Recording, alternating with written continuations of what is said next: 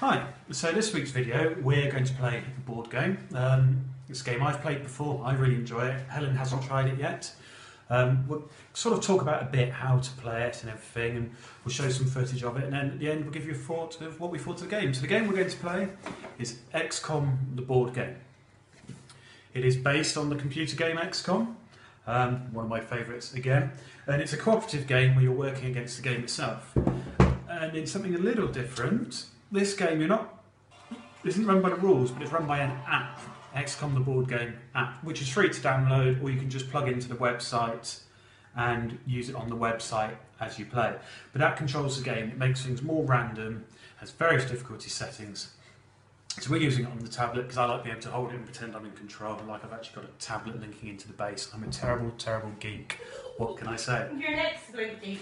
So, what I'm going to do now is I'm going to get set up for the game and then we'll be playing it. See you in a bit. So, the setup takes quite a while because, like a lot of these games, it's got a lot of pieces. This one has a mixture of counters for the satellites and your scientists, among other things, like this.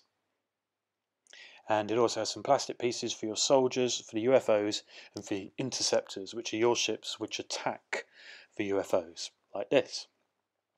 There are 4 roles in the game, so it can be played for 4 players. They are the commander, the scientist or chief scientist, the central officer, and somebody else who I can't remember at all.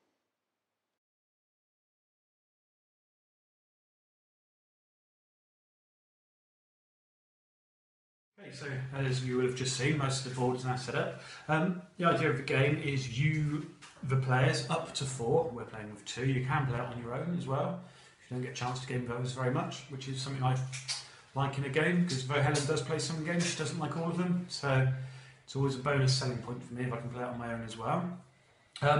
You are running XCOM,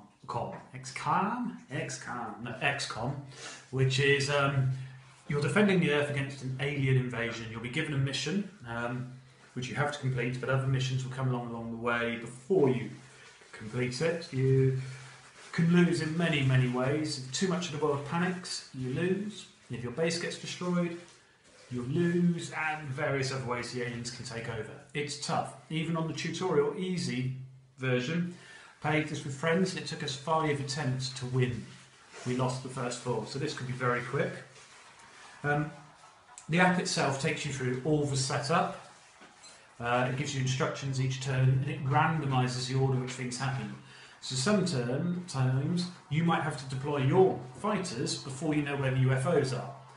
Other times you'll know where the UFOs are and you know what you're fighting against. So it keeps you on your feet, so there's a bit of guesswork going on.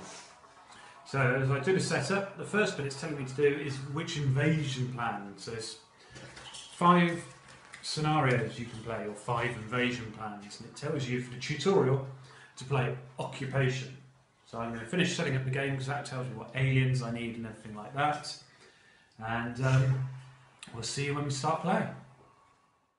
And so the game begins. The app drives the game, and it gives you actions each round, multiple actions, good actions, bad actions, and it randomizes the order they come in. The bad actions is UFOs above planets or in orbit. There's crises at the top left of the board, as we look at it there. Aliens enter your base at the bottom left of the board, and you choose a mission, which is a bit good, a bit bad. The good actions are deploying your interceptors to fight UFOs, your soldiers to fight missions and defend your base, and satellites to fight UFOs in orbit. You also get to pick research and assign scientists to the research. The problem is, every single action or piece you place on the board costs you money, and you have limited funds. And as more countries panic, each subsequent turn you end up with less money. So you're really having to think carefully about what can I afford to do this turn. Now you may have noticed some dice rolling there.